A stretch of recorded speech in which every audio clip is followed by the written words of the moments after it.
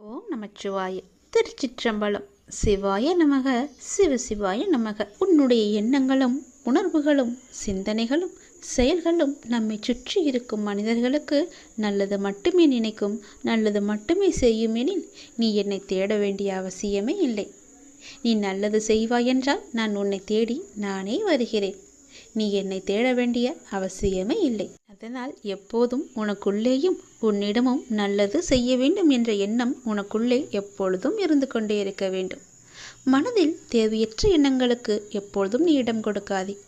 உன் எண்ணங்களை என்னிடம் செலுத்திவிட்டு உன் கடமைகளை மட்டும் நீ செய். உன் செயல்களுக்கு நானே பொறுப்பெடுத்துக் கொள்கின்றேன். உன்னுடைய பல பிரச்சனைகளுக்கு உடனடி தீர்வு வேண்டும் என்று என்னிடம் கேட்கின்றாய்.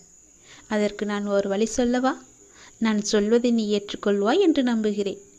அதற்கு உடனடி தீர்வு என்றால் மறதிதான். நல்லதோ கெட்டதோ எதுவாக இருந்தாலும் நடந்து முடிந்து விட்டது. அதை அனுபவித்து தீர்த்த பின் அதை நாம் மறந்து விட வேண்டும். எதுவும் நடக்காதது போல இருந்து கொண்டு புதிய ஒன்றை நாம் தேட வேண்டும்.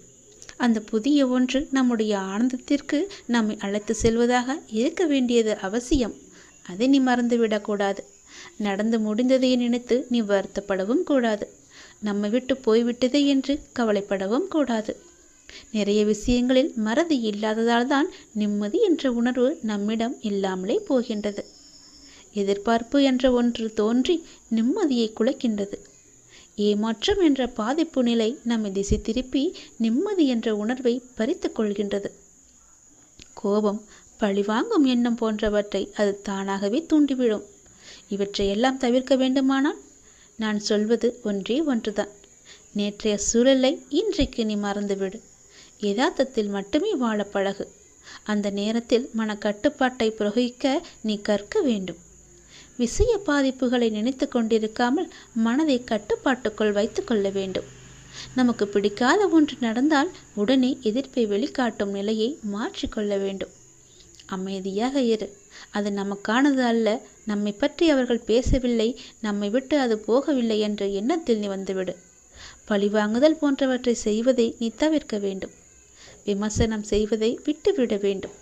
இப்படி பல விட வேண்டியவற்றை விட்டால் மட்டுமே உனக்கு வேண்டியது எல்லாம் வரும். வர வேண்டியது என்று காத்திருந்தது எல்லாம் உனக்கு கைக்கு வந்து கிடைக்கும்.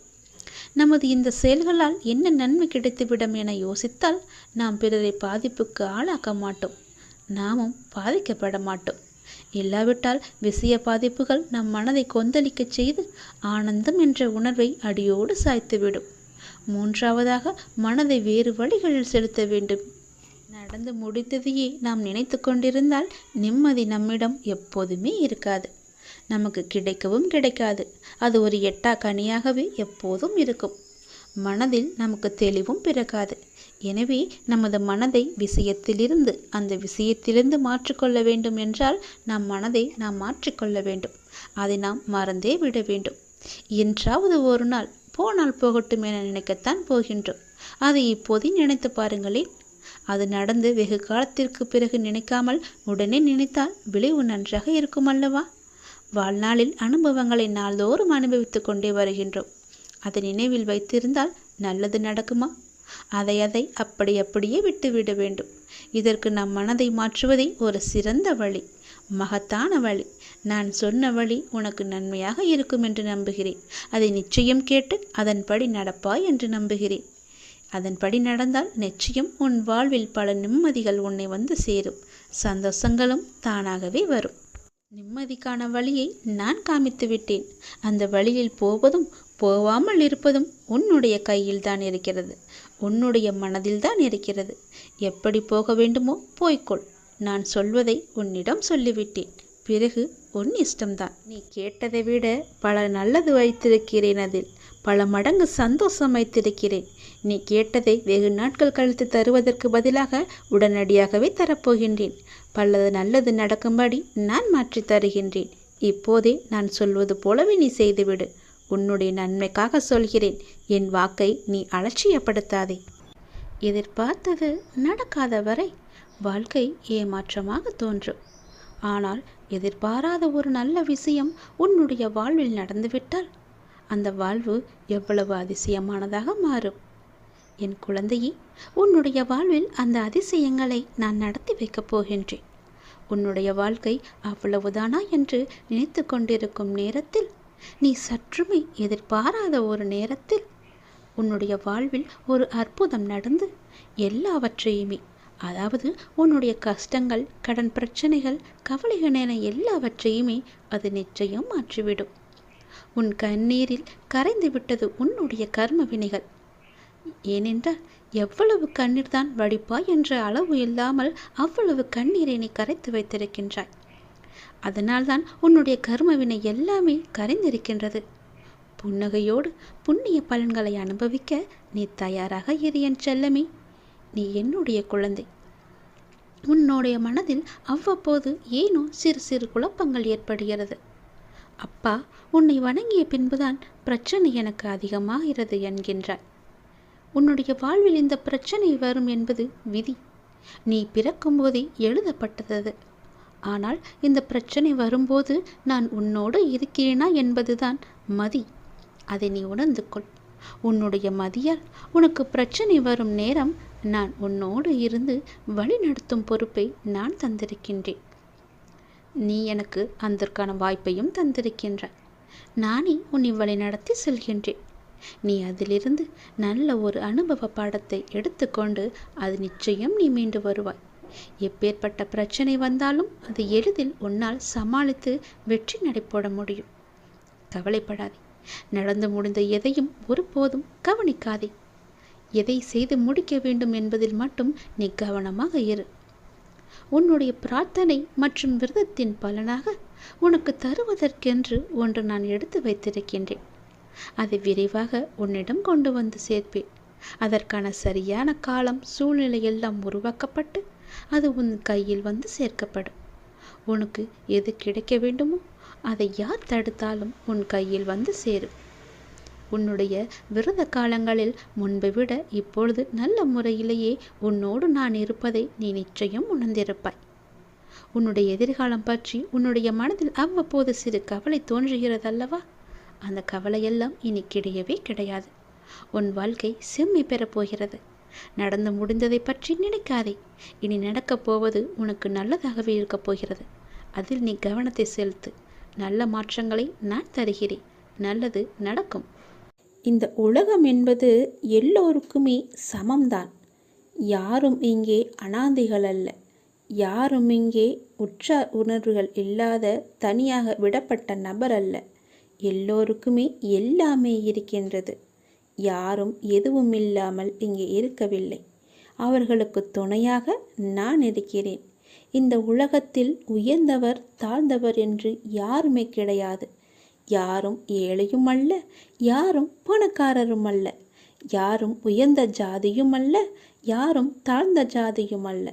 யாரும் யாரை விடவும் உயர்ந்தவர் என்றோ தாழ்ந்தவர் என்றோ மதிப்பு மிக்கவர் என்றோ அறிவானவர் என்றோ அழகானவர் என்றோ உங்களையும் நீங்கள் மற்றவர்களையும் நினைக்க வேண்டாம். இந்த பூமியில் ஒவ்வொரு மனிதர்களுமே சிறப்புக்குரியவர்தான். அனைவருமே தத்தம் துறைகளில் சிறப்பானவர்களே.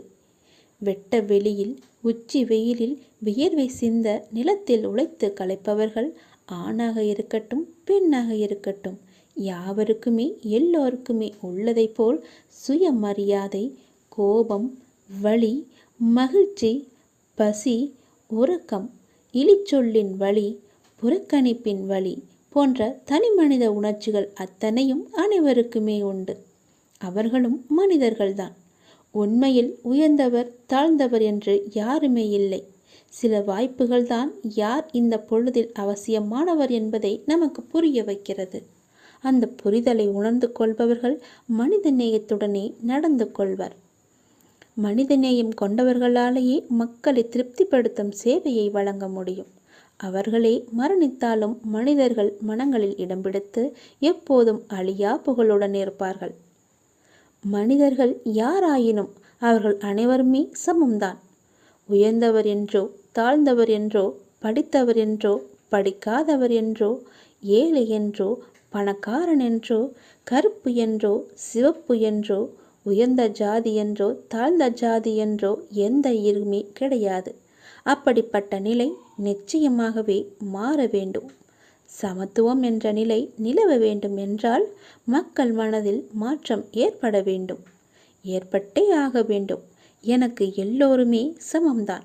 நான் யாரையும் ஏற்று இரக்கத்தோடு நான் பார்ப்பதே இல்லை. அது நம்மிடமிருந்தே தொடங்குவோம். இனி ஒரு உலகம் புதிதாக அமைப்போம். நிகரான மனிதர்களை மதிப்போம். நாமாக வாழ்வோம். முதலில் மனிதனாக வாழ்வோம். நான் யாரையும் ஏற்றம் இரக்கம் கொண்டு பார்க்காமல் அனைவரையும் சமமாகவே பார்க்கிறேன். எல்லோருமே என்னுடைய குழந்தைகள்தான். நீங்களும் அப்படியே பாருங்கள். ஓம் நமச்சிவாய. எல்லாம் நல்லதே நடக்கும். நீ பொறுமையுடன் இரு. நீ விரும்பிய எதுவும் உன் வாழ்க்கையில் கிடைக்காமல் போயிருக்கலாம். ஆனால் நீ விரும்பியதை விட சிறப்பான ஒன்றை உனக்கு நான் தருவேன்.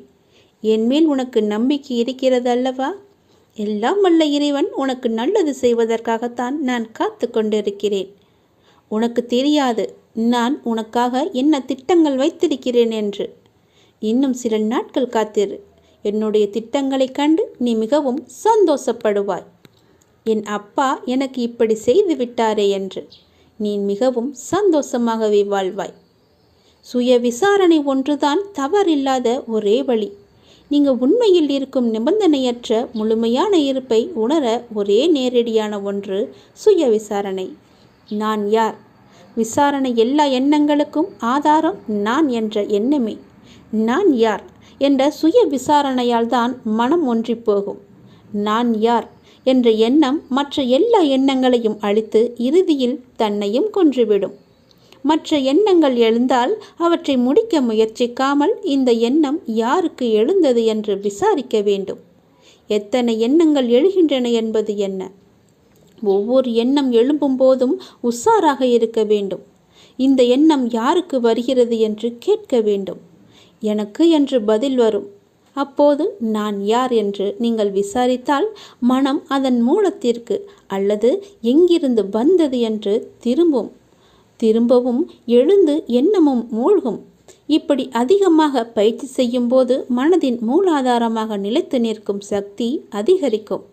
அப்படிதான் நீங்கள் எந்த விஷயத்தை செய்தாலும் எங்கு போனாலும் இதை செய்யலாமா, இதை செய்வதால் நமக்கு நன்மை ஏற்படுமா என்று ஒரு முறைக்கு பல முறை நீங்கள் யோசிக்க வேண்டும். எடுத்தோம் முடித்தோம் என்று எந்த ஒரு காரியத்தையும் செய்யக்கூடாது. இன்றைய நிலைக்கு இது வந்தால் நமக்கு சரியாக இருக்கும் என்று நீங்கள் நினைக்கலாம். அது நாளை உங்களுக்கு சரியாகமா இருக்குமா என்று ஒரு தடவைக்கு பல முறை யோசித்து செயல்படுங்கள். இல்லையென்றால் நீங்கள் பிரச்சனையில் போய் மூழ்கி விடுவீர்கள். எல்லாவற்றையும் தீர்ப்பதற்கு நான் இருக்கிறேன். இருந்தாலும் நீங்கள் கொஞ்சம் கவனமாகவே இருக்க வேண்டும். எல்லாவற்றையும் யோசித்து செயல்பட வேண்டும். எங்கு போனாலும் யோசித்து பாருங்கள். நல்லது நடக்கும். ஓம் நமச்சிவாய. எல்லாம் நல்லதே நடக்கும். இனி எல்லாமே உனக்கு நல்லதாகவே நடக்கும். நீ மனதில் குழப்பத்தோடு இருப்பதால் செய்யும் எல்லா செயலிலும் உனக்கு கவனம் செலுத்துவதாக நினைத்து கொண்டு நீ இப்போது கவனமின்றி எல்லாவற்றையுமே இழந்து கொண்டு வந்து கொண்டிருக்கிறாய். சரிதானே? உன்னிடம் உள்ளது எல்லாமே இழக்கும் சூழ்நிலையில் இருக்கிறது. ஏனென்றால் உன் மனதில் குழப்பம் உன்னை ஆட்டி படைத்து கொண்டிருக்கிறது. எந்த சூழ்நிலை ஆயினும் அதிலுள்ள நல்லதை மட்டுமே பார்க்கும் பழக்கத்தையும் பக்குவத்தையும் நீ வளர்த்துக்கொள். அப்பொழுதுதான் உன்னால் எவ்வளவு கடினமான சூழ்நிலையும் எதிர்கொள்ள முடியும். நீ ஒன்றை மட்டும் புரிந்து கொள். இவ்வுலக வாழ்வில் நடக்கும் நிகழ்வுகள் அனைத்துமே ஏதாவது ஒரு காரணத்திற்காக மட்டுமே நடக்கிறது. அதில் நீ மட்டும் விதிவிலக்கு அல்ல. உன் வாழ்வில் நடக்கும் நிகழ்வுகள் அனைத்தும் உன் இறந்த கால வாழ்விலோ அல்லது முன் ஜென்மத்திலோ நீ விதித்த செயல்களின் விளைச்சல்கள். அதைதான் தற்போது நீ அறுவடை செய்து கொண்டிருக்கிறாய். அதற்காக நீ உன்னை தாழ்த்தி கொள்ளாதே. எல்லாமே உன்னுடைய கர்ம வினைகளின் படிதான் நடந்து கொண்டிருக்கின்றன. இப்பொழுது நீ செய்யும் செயல்களுக்கான பலனை வருங்காலத்தில் நிச்சயமாகவே அனுபவிக்க வேண்டும். அதனால்தான் நான் உனக்கு அடிக்கடி கூறுவது, எல்லோருக்கும் உன்னால் முடிந்த உதவிகளை எந்த ஒரு எதிர்பார்ப்பும் இன்றி செய்யென்று. யாரையுமே நீ திட்டாதே. உன் வாயால் சாபமிடாதே. யாருக்கும் உன் மனதால் கெடுதல் நினைக்காதே. நீ எதை செய்கிறாயோ அதுவாகவே உன்னை வந்து சேரும். அதற்காக எனக்கு தீங்கு துரோகம் இழைத்தவர்கள் என்ன செய்ய என்று நீ என்னை பார்த்து கேட்பது எனக்கு புரிகிறது. உன்னுடைய மனம் வருந்தினாலே போதும். உனக்கு பாதிப்பை தந்தவர்களுக்கான தண்டனையை காலம் நிச்சயம் கொடுத்தே தீரும். உன் அப்பா நான் பார்த்து கொண்டு சும்மா இருக்க மாட்டேன். எல்லாமே உடனுக்குடன் நடக்க வேண்டும் என்று மட்டும் நினைக்காதே. தாமதமாயினும் என்றுமே தர்மமே வெல்லும். எனவே எந்த நேரத்திலும் நேர்மையாக சிந்திக்கவும் செயல்படவும் நீ தொடங்கு. அதுதான் உனக்கு உன் லட்சியத்தை அடைய செய்யும். என் வார்த்தைகள் மீது நம்பிக்கை வை. உன் அப்பா செய்வது எல்லாமே உன்னுடைய நன்மைக்காகவே. இந்த சிவனின் வாக்கு என்றுமே பவைக்காது. சிவன் செய்தால் எல்லாம் நல்லதாகவே நடக்கும். உன் அப்பா நான். எல்லாவற்றையும் நானே பார்த்து கொள்கிறேன். வாழ்வில் உனக்கான தேடல் நிச்சயம் கிடைக்கும். அதற்காக உன்னுடனே நான் துணை நிற்பேன். நீ எதற்குமே கலங்காதே. உன் தேடல் எதுவோ அதை நோக்கி நீ பயணப்பட்டு கொண்டே இரு. என் துணை நிச்சயமாக உனக்கு இருக்கும். உன் கண்ணில் வடியும் கண்ணீரை துடைக்க நானே வருவேன். நானே உனக்கு துணையாக இருப்பேன். நீங்கள் சற்று திரும்பி பாருங்கள். உங்களை கஷ்டப்படுத்திய நாட்கள் எல்லாம் கற்றுக் கொடுத்த நாட்கள் என்று உங்களுக்கே தெரிய வரும். அத்தகைய அனுபவங்களை சேகரித்து வையுங்கள். இனி வரும் நாட்களில் எச்சரிக்கையோடு செயல்பட அதுவே உங்களுக்கு உதவியாக இருக்கும். கவலைப்படுவதற்கு காரணங்களை தேடாமல் ஒவ்வொரு நிகழ்விலும் உள்ள யதார்த்தத்தை எண்ணி மகிழ்ச்சியாக இருக்க பழகி கொள்ளுங்கள். எந்த சூழ்நிலையிலும் முயற்சியை மட்டும் கைவிடாதீர்கள். விதியின் பயனில்லை என்றாலும் முயற்சியின் பலன் கட்டாயம் உண்டு. காலில் மிகச்சிறிய முள் குத்தி இருந்தால் கூட எவ்வாறு விரைவாக ஓட முடியாதோ அதை போல உங்கள் மனதில் சிறிய சிறிய பிரச்சனைகள் உங்கள் செயல்பாட்டு திறனை பாதித்தால் நீங்கள் பெரிய வாய்ப்புகளை உரிய தருணத்தில் சரியான முறையில் பயன்படுத்தி வெற்றி காண முடியாது. எனவே சிறு பிரச்சனைகளுக்கு முக்கியத்துவம் தராமல் அப்பிரச்சனைகளுக்கு உடனுக்குடன் தீர்வு கண்டு நமது மனதை மிகவும் அமைதியான முறையில் வைத்துக்கொள்வது நமக்கு விரைவிலேயே வெற்றியை ஈட்டித் தரும். வாழ்க்கை முடிவற்ற சாத்தியங்கள் நிறைந்தது. நன்மைகளை அறுவடை செய்ய சரியான நேரத்தில் சரியானதை செய்யுங்கள். கடும் உழைப்பு என்பது ஒரு சந்தோஷம். அதை செய்து கொண்டே இருக்க வேண்டும். வெகு நிச்சயமாய் ஏதோ ஒரு கணத்தில் அந்த கிரீடத்தை தலையில் வைக்கும். அந்த கணம் யாருக்கும் கிரீடம் என்று தெரியாது. ஆனால் உழைப்பவர்களுக்கு கிரீடம் நிச்சயமாகவே உண்டு. ஒருபோதும் உழைப்பவர் தோற்று போக மாட்டார். உழைப்பவருக்கே உழைப்பின் அருமை தெரியும். ஆகவே உழைப்பதை ஒரு வைராக்கியமாக கொண்டு உழைத்து வெற்றி பெற்று நீங்கள் வாழுங்கள். இந்த அப்பாவின் துணை உங்களுக்கு எப்போதுமே இருக்கும். என் அனுக்கிரகத்தால் இந்த பிறவியில் என்னை நீ ஆராதித்து கொண்டிருக்கிறாய். அப்படி என்னை வணங்கும் அவகாசம் உனக்கு கிடைத்ததே ஒரு பெரிய யோகம். நீ இப்பிறவிக்கு சாட்சி. நான் உன் பூர்வ ஜென்மங்கள் அனைத்திற்குமே சாட்சியாக இருப்பேன். நீ எதை பற்றியுமே கவலைப்படாமல் உன்னுடைய இலக்கு எதுவோ அதை நோக்கி நீ பயணப்பட்டு கொண்டே இரு. உன் இலக்கில் எந்த ஒரு கெடுதலும் வராமல் எந்த ஒரு தடையும் வராமல் நான் பார்த்து கொள்கிறேன். என் துணை உனக்கு எப்போதுமே உண்டு.